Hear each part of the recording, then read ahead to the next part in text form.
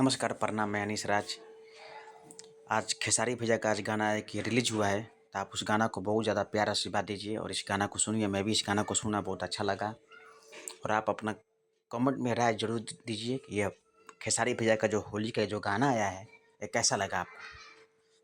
और यूट्यूब पर अभी आप देख रहे हैं कि 3 घंटा में ये गाना जो हो गया है 2,67,847 व्यू मिल चुका है। और लाइक की बात करें तो 54,000, कमेंट आपका हुआ है 5.6 के।